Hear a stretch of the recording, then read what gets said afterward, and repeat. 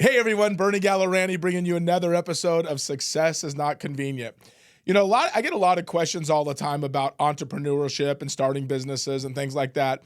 And it's interesting, some of those questions I get. And so I want to answer just a few of those questions if I can and kind of explain, why some people do decide to be an entrepreneur and do a really good job at it. And then others have desires to be an entrepreneur, but yet most actually fail. And so why does that happen? And so there's probably a lot of reasons. Some people might say, well, gosh, Bernie, I don't have any business experience. You don't have to have a lot of business experience, but you do have to have a level of determination in order to proceed past what you know. And what I mean by that is we all have a comfort zone. We live within that comfort zone, and we have this dream and this idea of what we feel success will look like. Or we look at our current situation and we think to ourselves, gosh, how great would it be to be self-employed, to be able to do what I want to do, to be able to come and go as I please, be able to call my own shots, no one's telling me what to do. And those ideas and that kind of process probably sounds really good, but the reality to it, if you want to be an entrepreneur or you want to be a business owner, is just the opposite of that. You never can do what you want to do. You are fully involved and a slave to the business that you're building. There is no hours. There's no work hours that you have to work. You have to work every hour. And if you're not one of those people that is willing to sacrifice all things for your business, what I mean by all things, I don't mean your integrity as a person. I don't mean that you have to give up all your family time. I don't mean any of those kinds of things. I don't think you have to give up all your friends, but you do have to give up other things. You have to give up some social events. You have to make the decision to maybe not go home and watch TV when you have to probably stay at work. You can't really show up to work late. If you do, that's a problem. So there's a lot of levels of commitment that most people are not willing to do. The question is that you? So what happens is you write out your idea. You want to open up a store. You want to open up a restaurant. You want to create a plumbing business, electrical business, whatever it might be. Here's the thing I want to give you an advice in. No matter how difficult you think it's going to be, you must times that by 10. And the reason why I say you must times that by 10, it's not that the work itself is harder than you think. It's that the effort is more difficult than you think from you. What you're doing right now that got you where you are today is totally different than what you have to do now to get to where you have to go. And I think that there's some interesting kind of false fantasy land idea that people create. And if I didn't work in the business of not only being entrepreneurship, but I coach and train people that want to be entrepreneurs and in the world that I live in the real estate industry that I'm in. And so I get to meet a lot of these independent contractors / entrepreneurs and the struggle that they go through emotionally.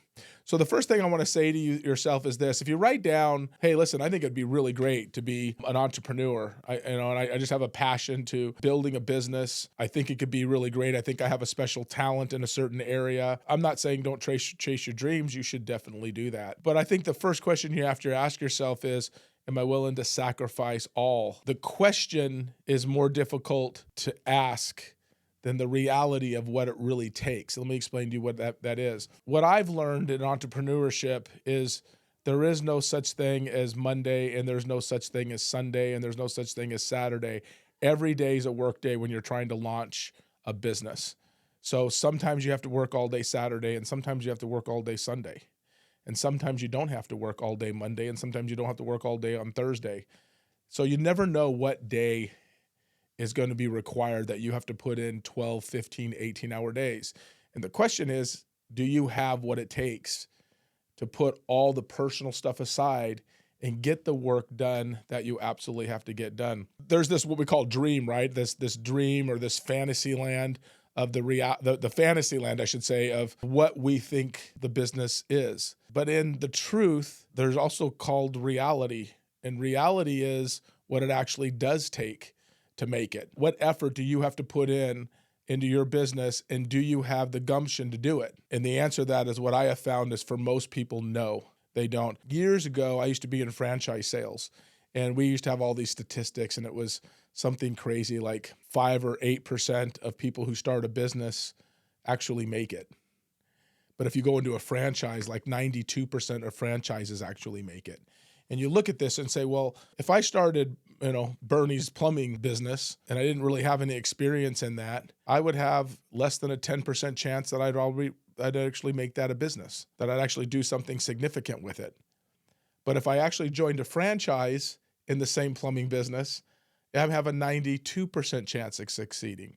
And why is that? Is because there's a structure, there's a process, there's certain things that have to be done if you buy into a franchise that you don't have to do if you're doing it on your own, independently creating something. And so we know it's not the business that's really the problem, it's the person. The person is the problem. So if you're considering opening a business or you're struggling with that business, the first thing you have to ask yourself, am I willing to sacrifice all? Am I willing to put everything on the line to make the business successful? And then the next question is, for how long are you willing to do that? How long are you willing to do that? I remember when I started my business, it was 7 days a week, every single day for over a year. That's Saturday and Sunday and Monday. Of course, I had holidays off, things like that.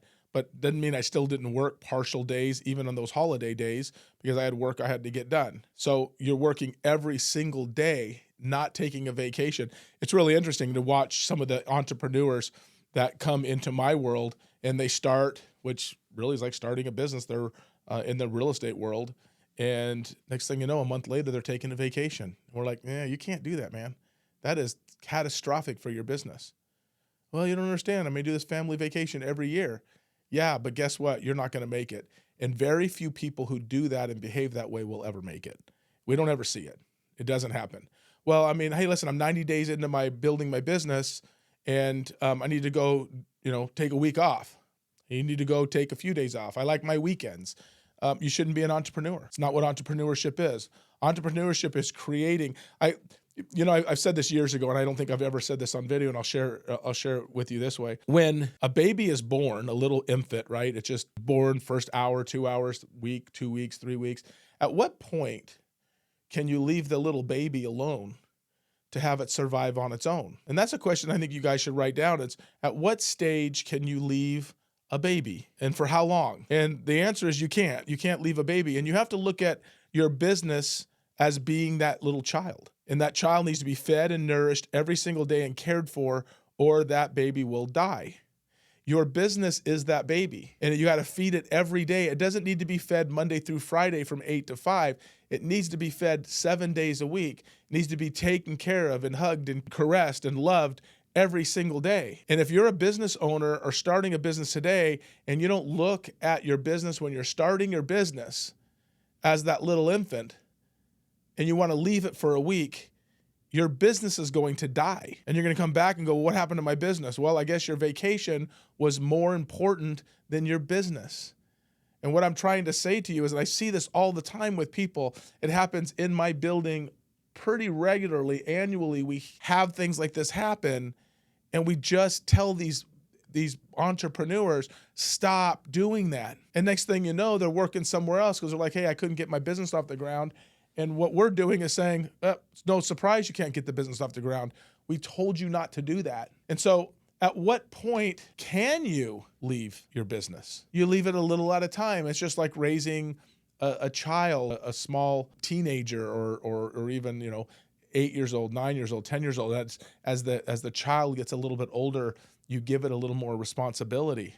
You walk away from it a little bit longer. The child goes and plays with its friends, and you're like, okay, I can trust it to go play with their friends over at their friend's house. I can trust them in the backyard by themselves. A business is just like that. You give it a little distance in time. You give it a little bit more distance in time, right? When you have a teenager at some point, I don't know if it's 10, 12, 13, 14, whatever, you start leaving it alone for 5 hours or 3 hours. Or if they're sick from school, you let them stay home by themselves while you go to work, right? And you can give that little bit of distance. The question that you want to ask yourself about your business is, at what point can you walk away slowly backwards and allow your business to be successful without you watching it? Here's what's really cool about entrepreneurship. If you take care of it when it's a baby and you nurture it along and you babysit and you feed it and you love it and you care for the business, in time, it runs on its own. Just like the person as an adult lives their own life and they don't need you to tell them what to do. You've brought it up correctly. You've nourished it. It flourishes as a parent. I'm a parent. You invest, write the word down. You invest in them. You invest in that business. You invest your time, your energy, your money. You hold it tight. You build it and build it and build it. And then you separate it slowly back from it and let that business ultimately run and survive on its own. And here's what's really great. At some point, your business or businesses, as you separate and move from it, it starts to take care of you. You're no longer taking care of it. You're no longer having to nourish it and babysit it and love it and caress it and spend all your time in it. Before you know it, you're separating yourself from it. You're enjoying this great, abundant life because of the work you put into it. And now it is actually taking care of you. You know, I've watched a lot of different videos and podcasts and stuff of entrepreneurs, and I used to get amazingly shocked. And I'd see these and hear these entrepreneurs talk about, yeah, I own 5 companies, or I own 8 companies, or I own 20 companies, or 30 companies, right? And you're like, man, how does that happen? How do you run? I can't even run one company, and you guys are running 30 companies. How is that possible? This is the formula. The formula is you pull in the company, you invest and you love it, you put really good people in place, and then those people run and keep growing, and you walk backwards. You walk backwards from the business, and then soon as it becomes self-sufficient, like an adult, you go start another company. And then you nurture it and you caress it and you bring it up and you put somebody in there to help you run it and you walk away from it. And so these are the things that I've done for years is you build, you let go, you hire, and you move to the next thing. You build, you love it, you care for it, you pull away, put somebody in there, and you run away from it, and it runs and it takes care of you forever. So the question I want to ask you guys, especially if you're an entrepreneur today that's running a business and struggling, what I'm going to ask you is, why are you struggling? Are you committing to it? Are you paying attention to it every day? Are you spending more time in it than you think you should be spending in it? Because if you're not spending enough time in it, because remember this, if your business is not successful at a high enough level, you got to ask yourself why. It's not the business, it's probably you. It's probably you that's the problem, because if somebody else is running a business and they've thrived in that business, but yet you're not thriving in the business, it's easy for us to point the finger at something else. And the reality is we just turn around and blame ourselves, right? And you go, well, you don't understand. No, I don't really care, to be truthful with you, because you can either have excuses or you can have results. Those two things cannot go together. And the first thing, and I see it all the time, people are like, well, you don't understand. No, I do understand, because I see it happen in my company all the time with the people we work with. I do understand. And we have this goal and this idea, and that we get excited about it. And then we constantly renegotiate with ourselves with how we think our life should be running this business. And the fun part is, it doesn't really even matter what we think. The only matter is, and this is the name of this podcast, success is not convenient, is it's not convenient. It doesn't fit into the lifestyle you want. It fits into its own lifestyle and has its own level of success. You have to meet it. It'll never meet you. And so if you're a business owner who's struggling today, take a hard look at the fact that maybe you're not spending enough time. I think anybody can be successful in business. It's just whether or not you get the right framework in your mind to stop renegotiating with yourself every step of the way through ownership. And if it wasn't for the fact that I see it happen regularly, I'm going home early. Why are you going home early? Did you get your job done today? Did you make some sales? Did you make some appointments? Are you going to make money today? No. I mean, I got a few calls done and I'm leaving. No, this is not what we do. We're running a business. The business has to have a result. Are you growing that result every day, and are you going home too early? Well, I'm tired. I don't feel well. Well, we all are tired. We all don't feel well. But what does that have to do with anything? Success doesn't care about that. Success doesn't line with how you feel. Success doesn't care if you have a headache. It doesn't matter. Success doesn't care if it's sunny outside and you want to go shopping. Success doesn't care if it's raining outside and you don't want to go out there. Success doesn't care about anything. Success doesn't care if your family's in town. Success doesn't care. And this is the part about this podcast that I love the most, is people have a false narrative of what they think success is, and they put a level of what they would call commitment, and then they crumble like an accordion when they realize that they got to actually work at a level that makes them feel uncomfortable. So I'm going to leave this, guys, with you. It's a short one today about success and about being an entrepreneur, and it's about a level of success that you need to acquire in order to have what you believe ultimately is a level of success. And that is this: it's harder than you think. It's more painful than you think. It's not going to give you what you want in the beginning. It's going to have you doubt yourself every single day. The risk that you have to take is enormous. And if you're not taking that risk, then your business is small and you're probably not going to grow as fast as you want it to. So that risk is enormous, because it's not just enormous on you financially, but it's enormous on you emotionally. And it will test you and it'll knock you down and you'll fight to get back up. But the fight is what has to happen in order for your success in your business to be at a high enough level that you're willing to accept it as a successful business.